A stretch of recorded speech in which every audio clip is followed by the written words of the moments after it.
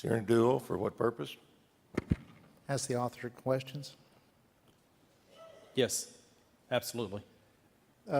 Senator Hager, members, I think we've all had a respectful dialogue today, and I appreciate that. And Senator Hager, it'd be hard for me to get up and have a bill that was about law, criminal justice or something, or farming, and it's equally as hard. You've done a good job. I'm going to ask you a question I know you don't know the answer of, but have you ever heard of a physician called Ignaz Semmelweis? Not offhand. I want to tell you a little story about Dr. Semmelweis. He was a Hungarian obstetrician, gynecologist in the 1830s, practicing in Vienna, which was then the Mecca World Center of modern medicine, 1830s. Then the mortality morbidity rate in hospitals for women having babies was 90%. Mortality morbidity of 90%. Women would avoid, do just about anything to avoid having a baby in a hospital. And the reason that the morbidity and mortality was 90% was because of infection, something called puerperal fever, childbed fever.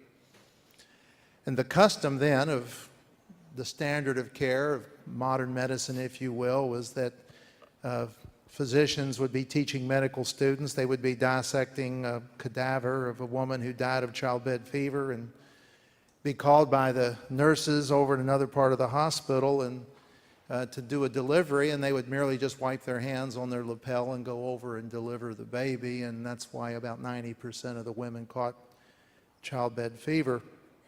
Dr. Semmelweis was very observant.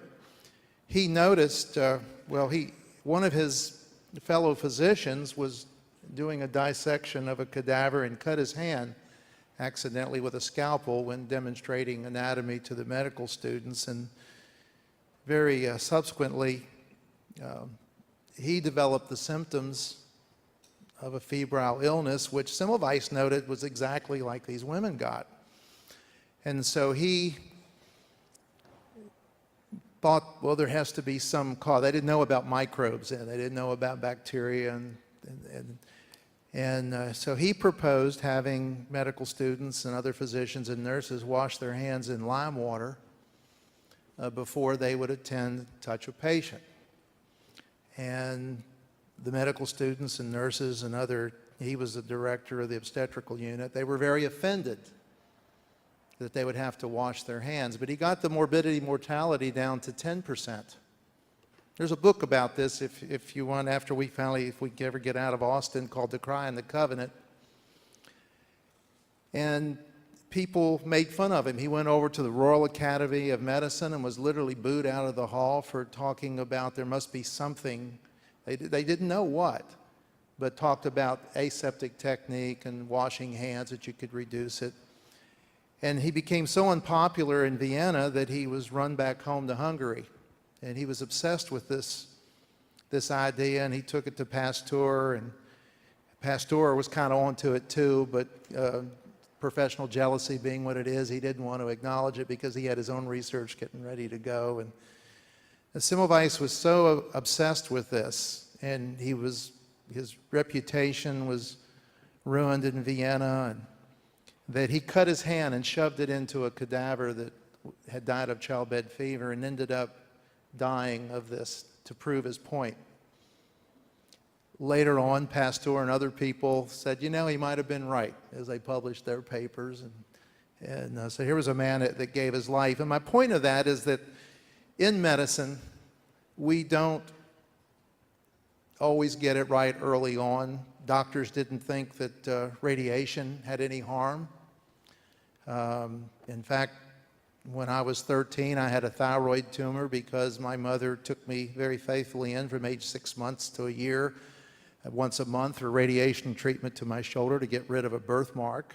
We treated tonsillitis and acne with radiation. There's a whole bunch of us baby boomers now that got thyroid cancer from that. I have a poster at my house of a doctor who is recommending patients smoke cigarettes because then we were spreading tuberculosis because a lot of people were chomping on cigars and chewing tobacco. And there used to be spittoons right here at these desks back in 1888 when this Capitol opened. We go on. Our son just finished his radiology residency and graduated from medical school in '08, and I tell him back in '83 when I got out of medical school, they didn't have MRIs. They hardly ever did a sonogram on a pregnancy. A little more history, AMA and organized medicine opposed Medicaid and Medicare in 1965. I talked with Senator West about some of these groups that are opposing this bill as a formal declaration by their group. They oppose the Affordable Care Act. But my point is that physician groups have opinions, individual physicians have opinions. I have been to many medical conferences where two leaders in the field adamantly disagreed on how to approach a problem. Medical literature is mixed. I've mentioned before that you can check the medical literature for diabetes or hypertension or any area of medicine that you're interested in, and you can see that there is conflicting evidence. A 2005 study in the journal, the JAMA, talked about that they didn't think that fetal pain existed until the third trimester, but I put on your desk, and I've given other senators, and there's much, much more. You could stack it up with literature that thinks that these babies do have pain. And one of the questions you had was about the point of conception versus last menstrual period. We speak of 20 weeks. That is 22 weeks using the last menstrual period. We used to figure out what we call the estimated date of confinement, the EDC, and you take the first day of the last menstrual period, you subtract 3 months and add 7 days, and then that is the due date. That's just, it doesn't matter which you use as long as you know what you're talking about. And again, as I mentioned, there are other ways to date a pregnancy, sonograms, but they have limitations because they're small for gestational age babies, average for gestational age, and large for gestational age babies. There's something called a beta HCG. And the points are well taken. We don't know always exactly. Sometimes we do, sometimes we don't. But there is medical evidence. And just as Dr. Semmelweis was ridiculed for thinking that there's something causing an infection in people, I would submit that, are we really willing to take the chance that these babies don't suffer pain? Are we really ready to draw that line in the sand?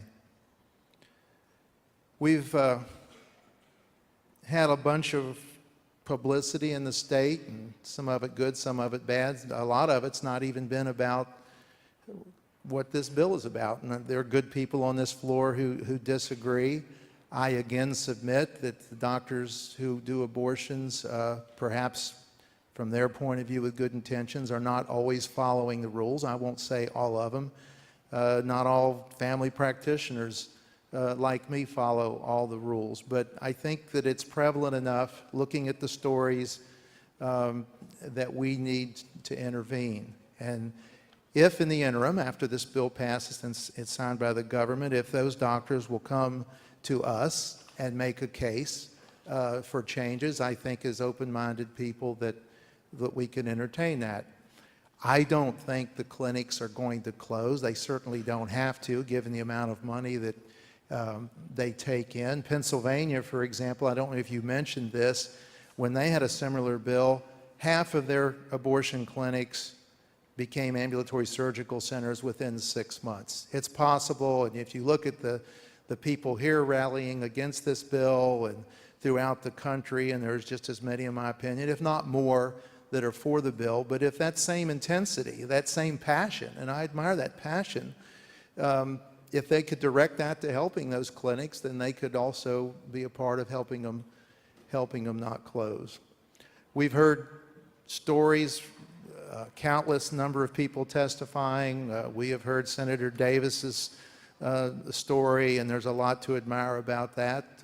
But you know, my mother was a single mom too. Our father deserted us when I was 3, and she struggled I've seen that. My wife and I were married just shortly out of high school, and we had an unplanned pregnancy who now is a 42-year-old rocket scientist, and we had those struggles. And I understand that, but people can do things in life with an unplanned pregnancy, and we've talked about adoption.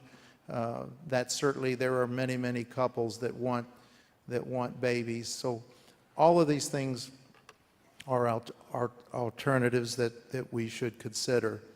But again, this bill is about women's health. I know people disagree with that.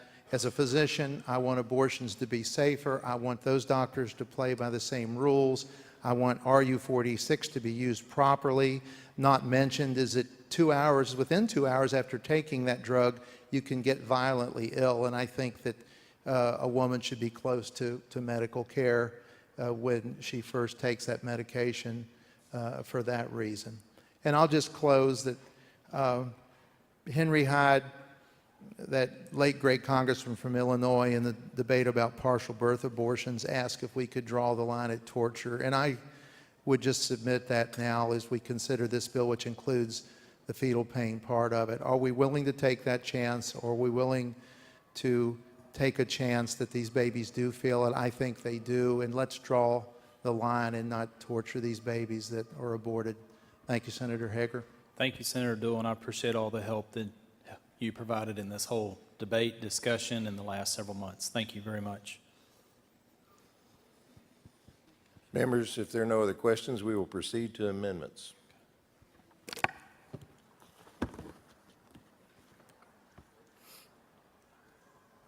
Members, Senator Whitmire moves to excuse Senator Vanderpute on matters of important business.